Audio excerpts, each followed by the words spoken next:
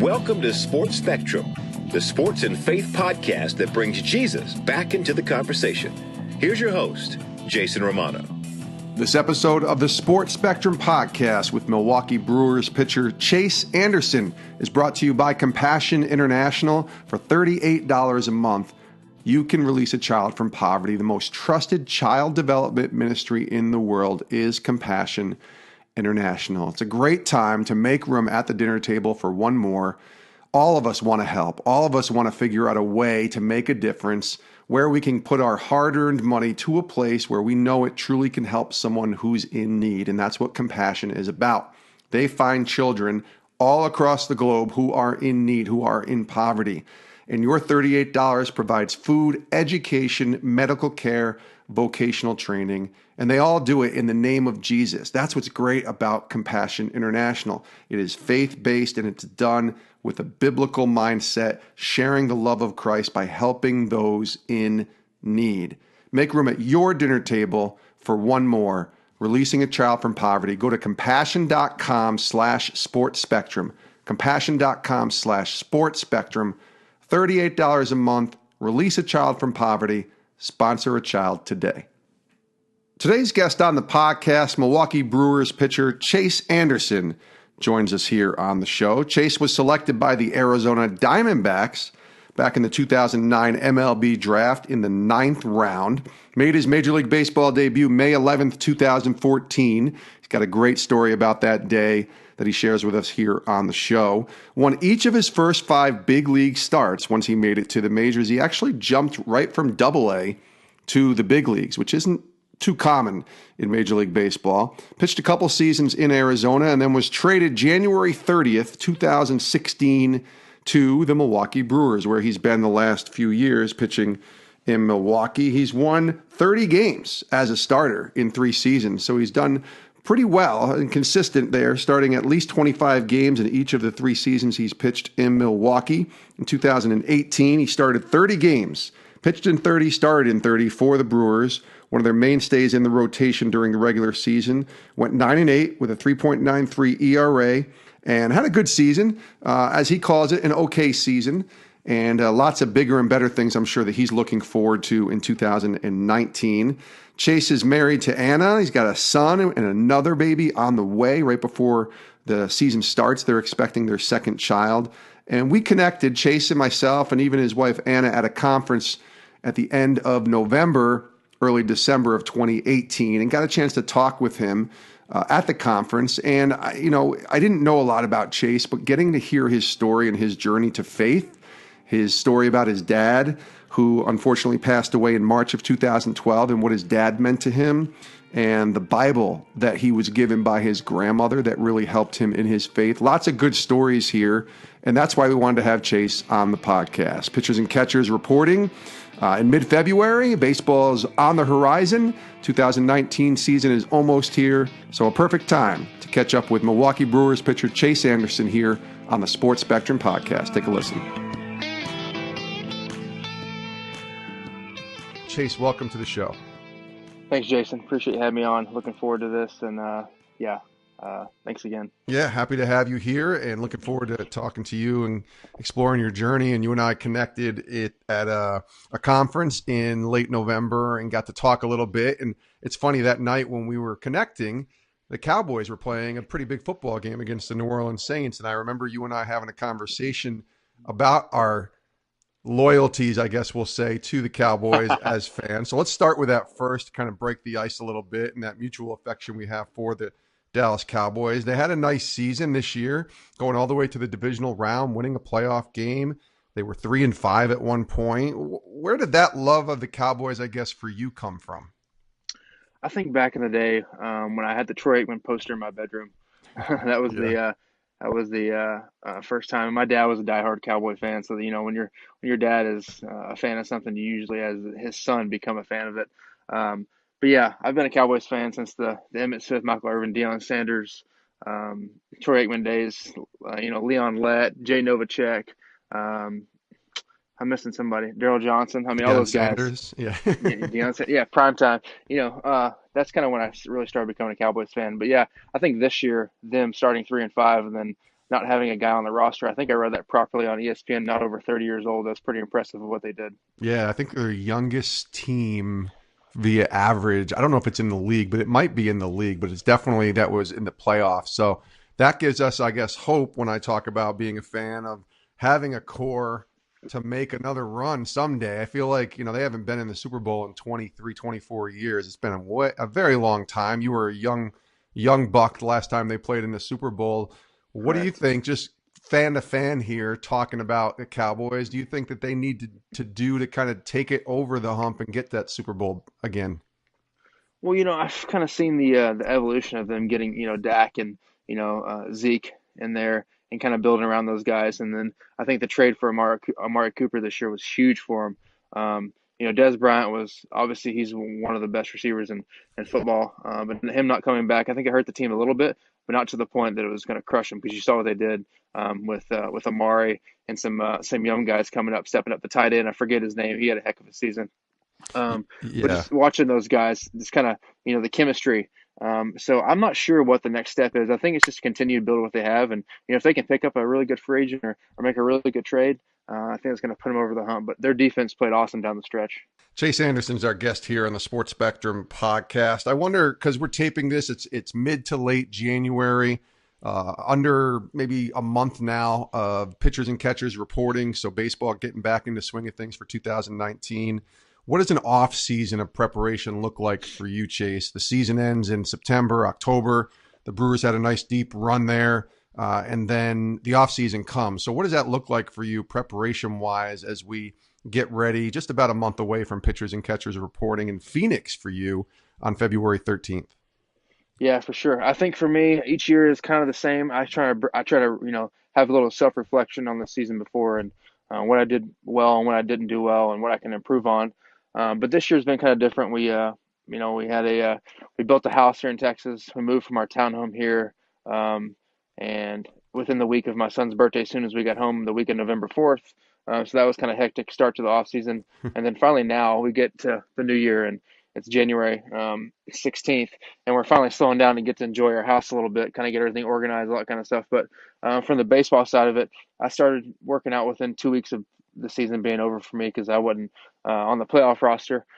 So I kind of just had a little bit of an earlier off season. Obviously, I was there rooting the guys on, but I wasn't participating in the games, which is kind of unfortunate. But I know that was a time in my life that God was speaking to me and kind of showing me that it's not about me. It's about a bigger purpose.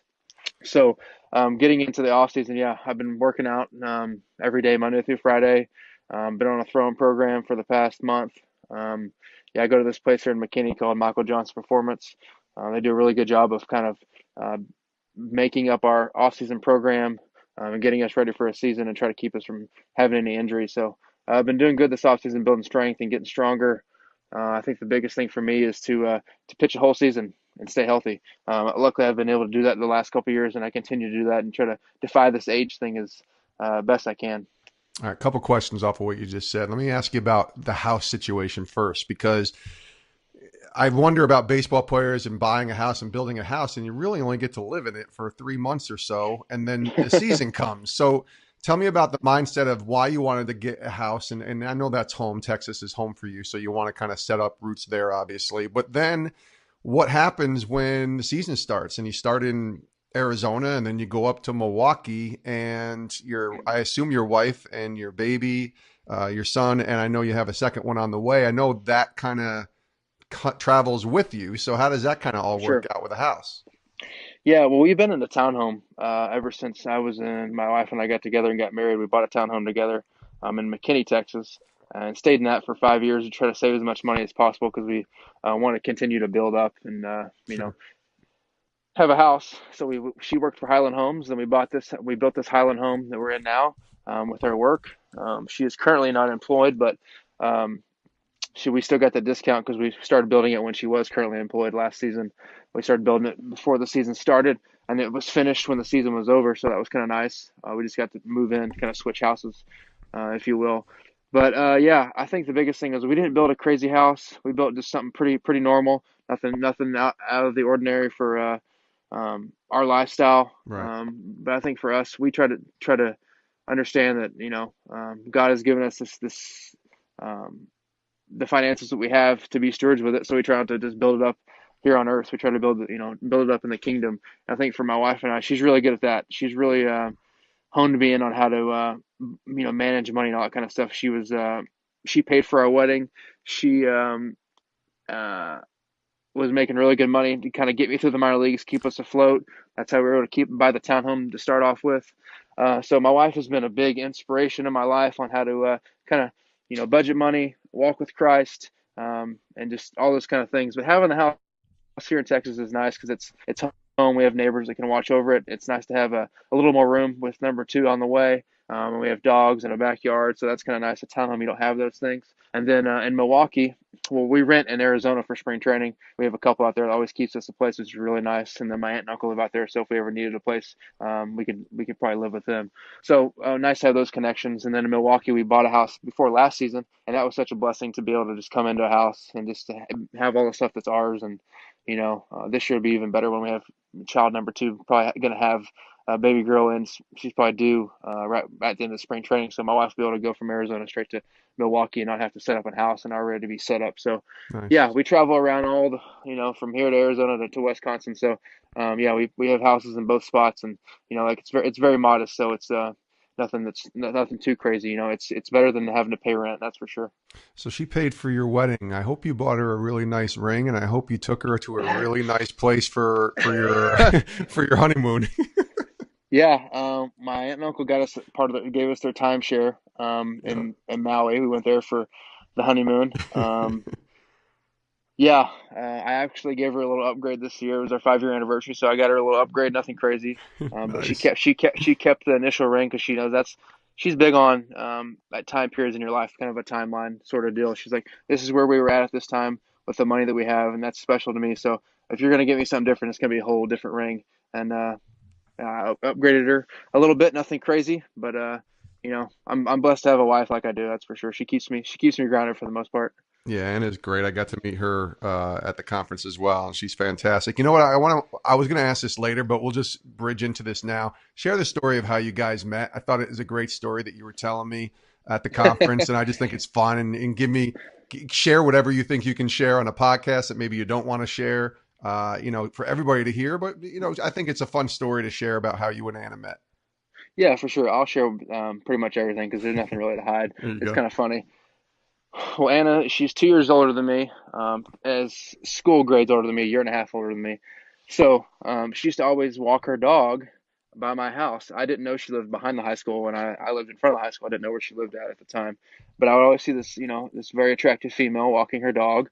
And my dad and I, one fall, were building a fence to fix our back fence. So we just took the whole thing down and built a new one. And I was out there, for every day for a couple weeks. And I saw this girl walking her dog, walking her dog, walking her dog. I was like, man, from far away, she's very attractive. Hopefully she looks the same when I get closer to her. So find out we're actually in high school together at Ryder, and she's 2 grades older than me. So when I was a sophomore, she was a senior. I was a freshman. She was a junior.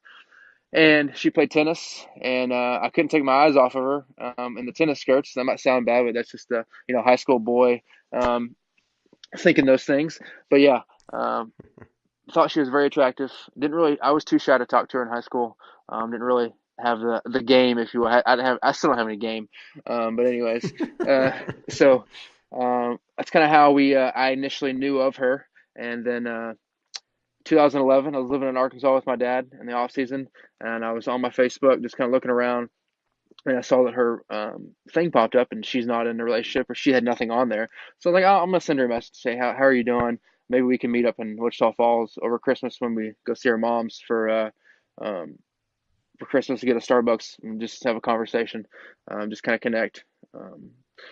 Crickets for a whole month. So from the month to the day, I think it was actually, that was in October. So I sent her another message in November, like a month, like October 25th. I sent her a message November 25th. I just copied and pasted the same message that I sent previously. And she finally replied. And she replied, and she was gracious enough to give me her phone number. We kind of met up and hung out. Just kind of, started to spin the tires a little bit. And we kind of just started going from there. And we started talking and chatting. And one thing led to the next, and lucky enough, I took me 10 months to pursue her to finally be called boyfriend and girlfriend, if you will.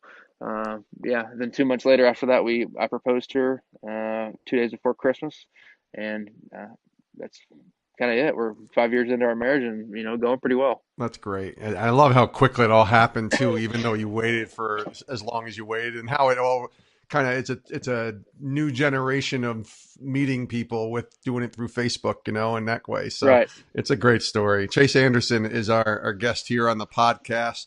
Chase, I want to hear about your faith journey and your story to faith, growing up, and then I know there was a couple poignant moments that took place that really kind of opened your eyes a little bit to the Lord and kind of drew you closer to Him. Share a little bit of that and kind of how you came to faith in Christ. Yeah. I think growing up, I grew up in a middle class family. We went to church periodically, but my grandmother was always in Sunday school.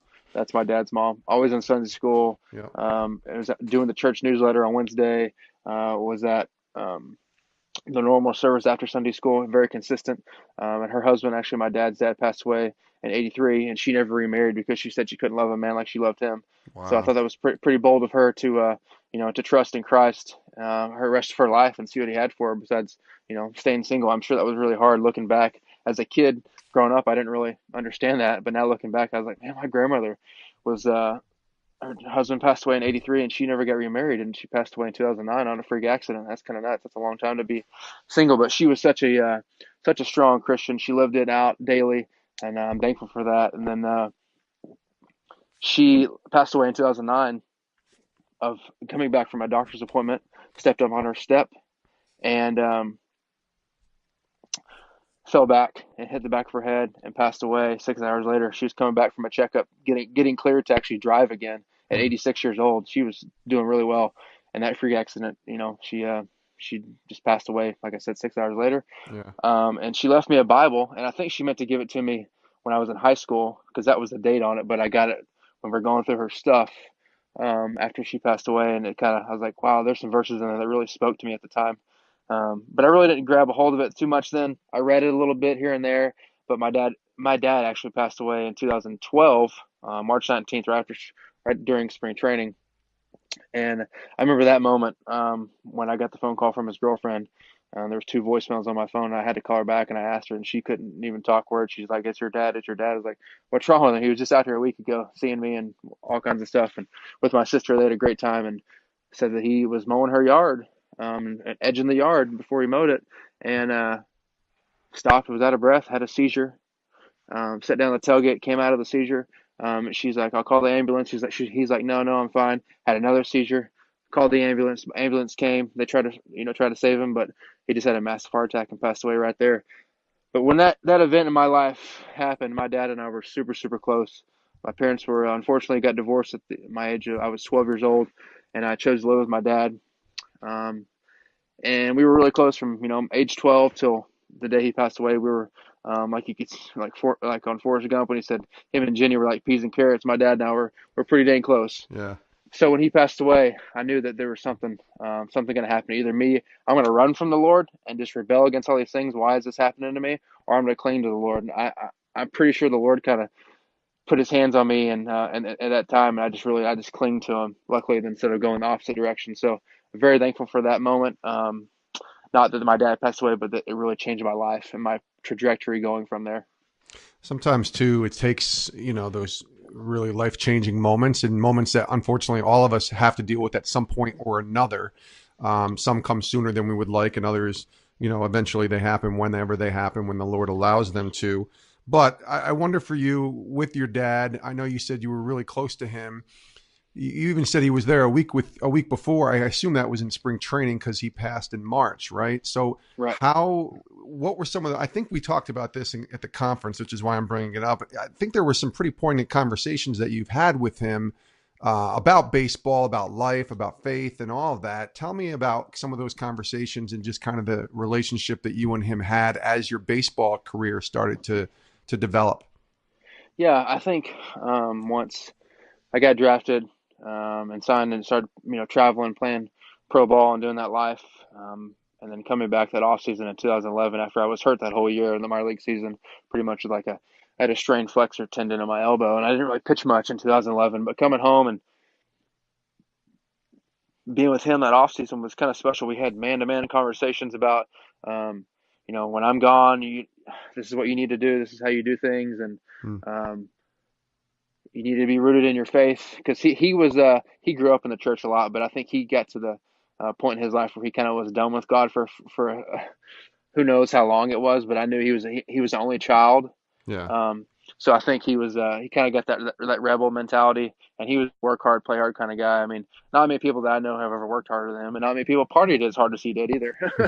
So, but the funny thing is, my dad drank a little bit too much and smoked a lot of cigarettes, but the funny thing was he was never ever drunk or intoxicated where he couldn't, me and him couldn't have a conversation. He was really good at masking that and not showing that side. So Yeah. he was a pretty good example, and good at hiding the stuff that he was doing to not show me. Because like right now, I can't stand the smell of a cigarette. I'm not a beer fan. I don't like any of that kind of stuff. So I think Yeah. that was a big point for me not doing those certain things. But we just had a conversation that off season in 2011, and it was very weird looking back now, in retrospect. That like I feel like he knew something was going on with himself. Like he was going to the doctor a lot. He was coming home from work and just going straight to bed. But he wasn't very good at vocalizing his weaknesses. He was just a very prideful person, and he didn't like to share when he was weak. He only liked to share when he was, the strength. It's kind of the man ego thing gets in the way sometimes. Hmm. But yeah, I couldn't ask for a better father. He sacrificed so much for me to chase my dreams. So he lived vicariously through me a lot of the time. And baseball obviously has been a huge part of your life, and it still is. And you make your Major League Baseball debut as you come up through the Diamondbacks organization. Something we didn't mention is that you were selected by the Diamondbacks in the ninth round of the '09 MLB Draft and turned pro. And then it was 6 years later, that you make your debut. So you think about that, that's a long time to kind of walk through that process of the minor leagues, which I don't know if a lot of people, we talk about it a lot when we have baseball players on, but just sports fans in general, I don't think understand the grind that's the minor leagues is. It's not a glamorous life at all. And then to finally make it and get to that May 11th, 2014 day when you made your Major League Baseball debut. Can you kind of fill in the blanks a little bit of what you went through? You said that 2011 season you were injured, but just going through, really grinding through the minor league system, and then take us to the point when you finally get that call to the majors. Yeah, getting drafted 2009 out of Oklahoma, ninth round. Drafted previously by the Minnesota Twins twice out of high school, then out of junior college. Um, didn't really know what pro ball was about. I got drafted. They'll give you a signing bonus. You're going to fly out in a couple of days to Missoula, Montana. I was like, okay, that sounds great to me. Yeah. Get there. It's kind of not really a culture shock, but I've never been that far away from home for, extended period of time. Yeah. Was there for 2.5 months. We got to the playoffs in the Pioneer League, and pitched really well that half season. I was right after I was drafted. Went into the off season, trained, did my stuff. 2010, went to Low A in South Bend, Indiana. A month and a half into that season, get called up to High A, into Visalia. Finished that season really, really, really strong. And I kind of was on the fast track after that. And then 2011 comes around. I go back to High A, and hurt my elbow during, I think, the first month of the season, April, maybe early May of that year. And then I would go back to Arizona rehab that whole 2011 season. Go back and stay with my dad in Arkansas, where he moved for his job transfer. My mom was still in Texas. And then spend the off season with him, doing pitching lessons, trying to make money to kind of get me through the off season to pay for, gas, insurance, phone bill, Yeah. food, all that kind of stuff. Because you need that. You don't just, I think in the minor leagues every year I was making after taxes about $8,000 a year, which is, not very much money. No, it's not. And I made that for 4.5 years. And the signing bonus kind of got me through when I needed some money to get to, until I got to the big leagues. Lucky enough, I got to the big leagues. But 2012, Dad passes away. I go to Double A, have the best season of my career, ironically. Hmm. Then 2013 comes around. I get put on the I go to the fall league at 12, get put on the roster before 2013 season. Go to Triple A, have a terrible season. I go back to Double A in 2014. Kind of had the conversation with my wife and with the Lord about, okay, I don't know what you're up to, but I'm literally giving it all to you right now. This is right before the 2014 season back in Double A. I'm 26 years old. I don't know what's going on. I want to be in the big leagues. Yeah, so I'm gonna give that part of my life to you, Lord, that I was keeping so close to myself. So It's funny, 6 starts in 2014 in Double A. Had like a .6 ERA, get called up to the big leagues, and make my debut on Mother's Day, which is pretty cool. Got called up on May 5th, 2014, but made my debut on the 12th on that Sunday. Yeah. And then, never kind of looked back. Got traded to Milwaukee, and just trying to continue this career. Very lucky to be in this position. You won each of your first 5 big league starts, which is pretty cool. And obviously you were pitching very well, but just take me through that day, that May 11th day, or maybe even that day that you got the call. And, because it's always fun. I love talking to baseball players who played in the majors about the time that they got the call, when the manager calls them in and says, hey, you're going up to the big leagues. And sometimes they have fun with it and joke around with it. Other times it's just this amazing moment. Can you share your moment, and then maybe any memories that stand out on going to the mound that first time, being Mother's Day, but putting on that big league uniform and actually taking the ball and going out to the mound to pitch a game?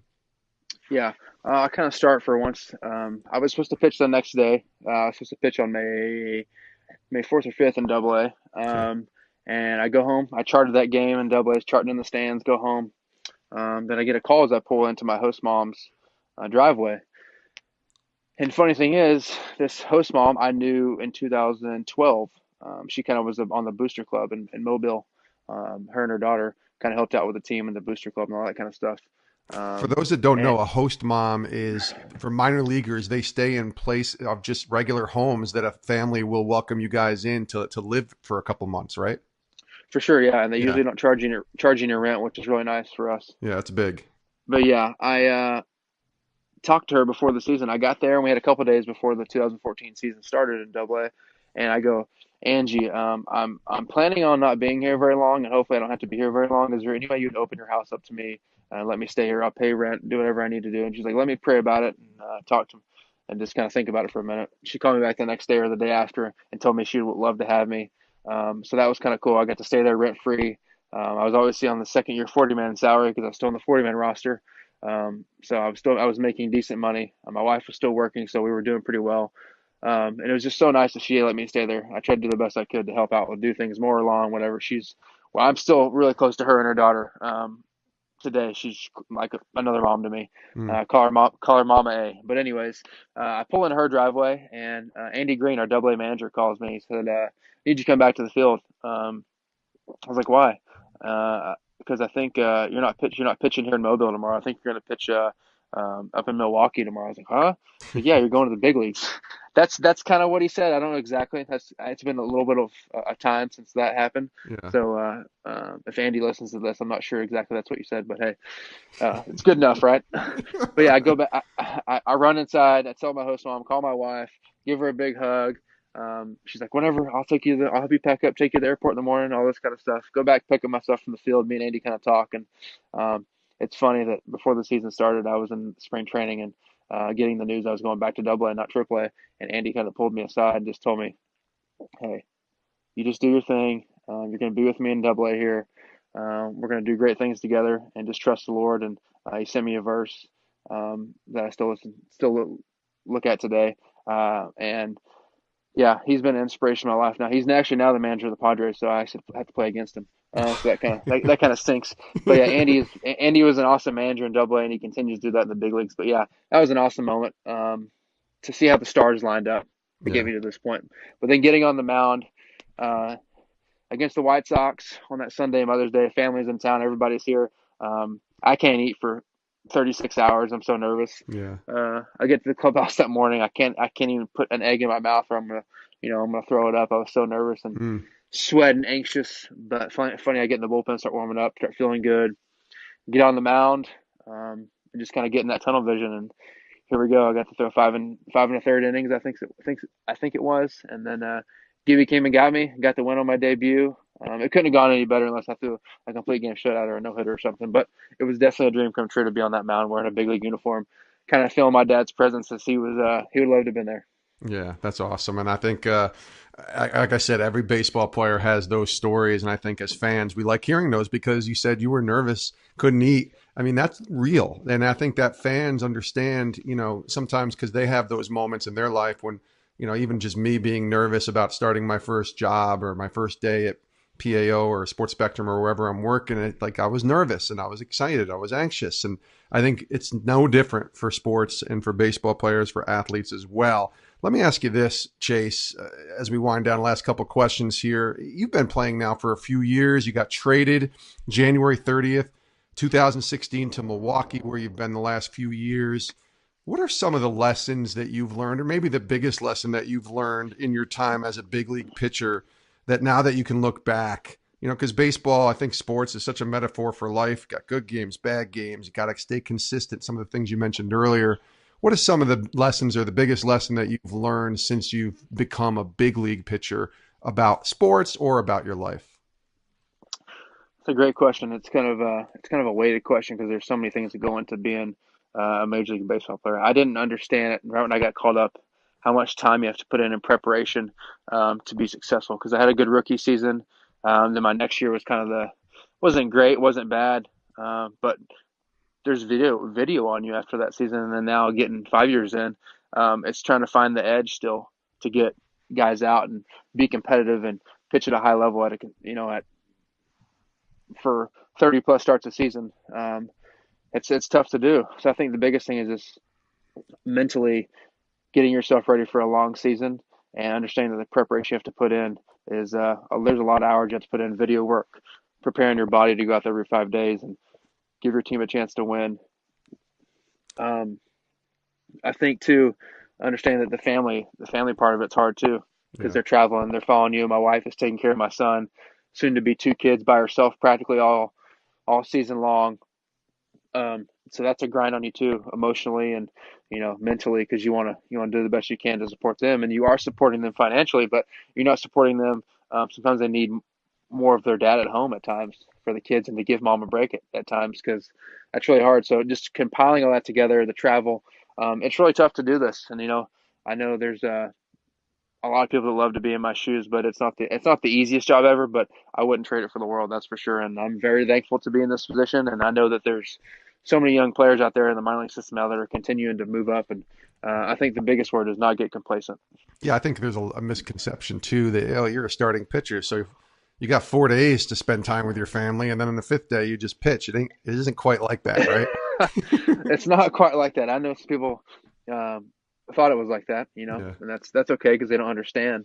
But yeah, I think understanding that I pitch a game, the next day is a flush run, do some core work, soft tissue on the arm, hot and cold tub, contrast, start the recovery process as fast as possible. The next day is a bullpen day. It's a lower body lift with some arm care in there. Then start your video work for the next outing in a couple of days to kind of work on a couple hitters. The next day is an upper body lift, a lighter throwing day. The next day is a sprint day and some core work. And then you finish your video work, and then the next day you're pitching again. And who knows, the games are different times, so you have to plan that schedule accordingly. So could be in a different city, travel. I mean, there's sometimes we got back from LA at 3 or 4 in the morning. I don't want to ask you about too much about last season, because I know it was tough watching the Brewers kind of go as far as they went without you being on the roster. But tell me about just faith and how that helped you, because you said you learned a lot during that process of being about the team and not about yourself, and trusting that God had everything in control. Can you talk about that a little bit? Because obviously, whether you're on the roster or not, if you're a Brewers fan, you're loving what was happening last year, and it was a lot of fun to watch Milwaukee make the run that they did. But also individually, you're a competitor and you want to be out there and you want to help your team. So can you talk about some of the things that you may have learned and maybe what God spoke to you during that time to kind of help you walk through that and kind of, go through what is a difficult time for an athlete when they're not able to contribute? Yeah, for sure. That was a really tough time to go through that, because you want to be out there, like you said, competing, helping your team win games and get your team to the World Series. That's just the competitor in you, and that's why you play the game. But looking back, like you said, as a fan, you can't be mad at what happened, because our team we did so well, and the way they handled the pitching staff and the way they did this and that, they did everything the right way. Obviously I wish I could have been out there, but I think there was a couple of things leading up to that I could have probably done better to put myself in a better position to make that roster too. So that and I own that. But I think this next year coming up, I'm ready to go, and I'm ready to prove that I'm able to pitch in the playoffs, and that I'm gonna help this team get to the World Series, and we're gonna hopefully bring a World Series championship back to Milwaukee, because this offseason has been a good one. That's kind of fueled the fire a little bit for me. So it's funny how the Lord works. When you get knocked in the teeth sometimes. You try to get back up and understand that, okay, this wasn't about me. This is about the whole grand scheme of things. And he's right there with you. Just try to trust the process, even though that's so cliche. It's Yeah. so true at the same time. So I think for me to look back on last season, understand that, what we did was awesome, and it's just a building block of what we're going to do in 2019. But yeah, I can't say enough great things about the Milwaukee Brewers organization. Counts was awesome to play for. The GM, David Stearns, his assistant, Matt Arnold, and our owner, Mark Antanasio, couldn't play for a better organization. So I'm very thankful to be a Brewer. Looking forward to being a Brewer for a lot longer than just next year. Yeah, and they got such great fans too. I know a lot of people from Milwaukee and in that Wisconsin area, and they got a tremendous fan base, and they were really excited to see what was happening last year and hopefully what you guys can build for the future as well. Chase Anderson, let's finish with this here as we close. And again, it's been great talking to you, and I really appreciate your time. In this season of life where God has you, you've been sharing a lot about lessons that you've learned and things that God has been teaching you and speaking to you. But where you are now, what is that big lesson that God is showing you right now, that he's teaching you in this state of life where you are? You're about to become a dad for the second time, married, getting ready for your 6th or 7th Major League Baseball season. Tell me about what you're learning from the Lord here. I think the biggest thing I'm learning is right now is it's not about me. My wife kind of reminds me that every day. I know I have to get up and eat breakfast and go train, all that kind of stuff. And sometimes I think the world revolves around me, if I'm being honest. And I think that's just part of what the baseball life has for you, because you're the one that's providing the income to support your family. So, Sure. But it's more than that. So I'm trying to do the best I can to take the eyes off myself and put them on my wife, my kid, the time we do have together, baseball as a whole, and I'll look and take the attention away from me and try to really focus on being unselfish. That's a lot harder, a lot easier said than done at times. But I'm really trying to learn that right now. And I think the Lord's showing me that, slowly but surely, which is it's a humbling thing, and it's a really good thing, because I think when my wife is a well-watered vine, a lot of things go well, as it says in the Bible, and she needs to be that, because she is pretty much the rock of our family. So yeah, I'm trying to really just try to pour into her the best I can, support her as much as I can in the off season when I do have the time to spend at home. But yeah, like you said, love the Brewers fans, some of the best in baseball. Love being a part of the organization. Appreciate you having me on this podcast. And, I don't think I'd be here without the good Lord and my wife. So I'm very thankful. Yeah, Chase, it's been awesome talking to you. I'm glad we got to know each other and look forward to watching 2019 and hopefully a great season for you and for the Brewers. Thanks for joining us, man. Thanks, Jason. Appreciate it. And many thanks to Chase Anderson, the Milwaukee Brewers pitcher, for joining us here on the Sports Spectrum podcast. Looking forward to 2019 and the long Major League Baseball season coming up. And we're going to be watching Chase closely and wishing him nothing but the best. Hope he does really well for a team that was really a game away from the World Series last year in the Milwaukee Brewers. Lots to be excited about for 2019, and hopefully Chase will be a part of that starting rotation in helping lead his team back to the playoffs, and who knows, maybe they'll be in the World Series in 2019. Give Chase a follow over on Twitter at ChaseAnderson87.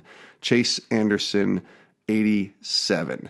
Thanks to Chase for joining us here. Thanks to Compassion International for sponsoring this podcast. $38 a month helps you release a child from poverty by going through Compassion International, the most trusted child development ministry in the world. 1.8 million children being impacted by the great work being done at Compassion International. The website is compassion.com/sportspectrum. Release a child from poverty and sponsor them today. Compassion.com/sportspectrum. It'll be the best $38 you spend every single month with Compassion International. Thanks for joining us here on the podcast. You can reach us via social media at sports_spectrum on Twitter, Instagram, and Facebook. You can also sign up for our YouTube channel, which of course has a ton of videos on there, lots of stories on the intersection of sports and faith. You can also go to sportspectrum.com and sign up for our weekly email, which is a really cool way to stay in touch with all of the content that we produce. That's over at sportspectrum.com. And you can also sign up to become a member of our team by going to sportspectrum.com for just $18 and subscribing to the Sports Spectrum magazine, the cornerstone of this ministry. Sports Spectrum has been this magazine that's been around for over 30 years, and it's still going strong. And a quarterly magazine for $18, the best deal you'll find around for Sports Spectrum's magazine. Great way to hand a magazine to someone and show them the love of Christ through the stories on the intersection of sports and faith. Go to sportspectrum.com for all the details and sign up today. Thanks for joining us, and we'll see you next time right here on the Sports Spectrum podcast. I hope you have a great rest of your day.